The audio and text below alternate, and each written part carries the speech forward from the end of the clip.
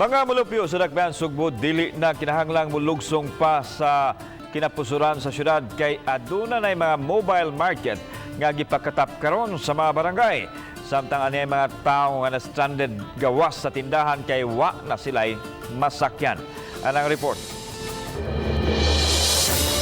Nabdan ako kini mga tao gawas sa supermarket dool sa City Hall. Naminghoy kay wa naman sila makaapa sa free shuttle busa antos-antos lang. Kini ato mga kaigsuonan nga milugsong diri gyud sa sentro nga bahin sa Dakbayan, at least makabarato-barato sila sa ilahang pagpangumpra kuno.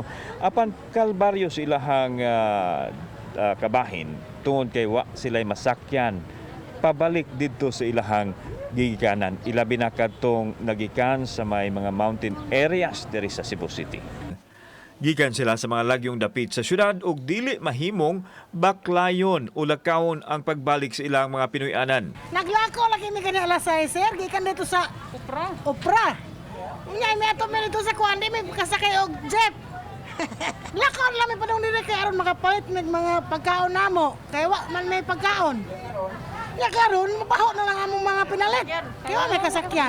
Bugak kay si dili mi makapasan sa among daw nya. Wa naman kuno sakyanan kay alas 9 ra man kuno kutom nya. Wa sa mi kay bawo kay karon pa man sa mi ni naog sa among kuan naman misbukid sa Upper Lagwirta.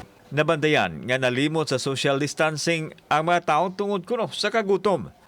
Ang ingon ini nga sitwasyon ang gilikayan nga mahitabo busa adunay mga mobile markets nga gisugda na sa pagpatuyok sa mga barangay. Mga negosyante sila sa carbon busa presyo usab sa carbon ang ipatuman. So mo ni ang mobile market no, musuro ni sa barangayan. So atong i-check kay matud pa nila presyong carbon kuno ni no. Mo ni masinati sa ato mga pumapalit sa barangay. Okay, ang limonsito kay murag mo ni gikinahanglan karon tag pilang kilo? 80, sir. 80 ang kilo. Gawas ani usa pay mga produkto ninyo? Natay talong, sir. 80 sad.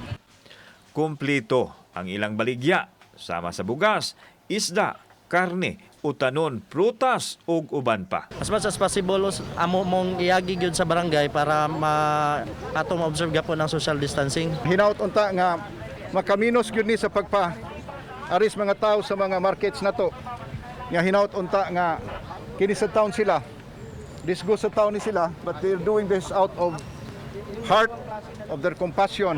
Kauban si Marlon Melgaso, ako si Alan Domingo. Balitang Bisdak.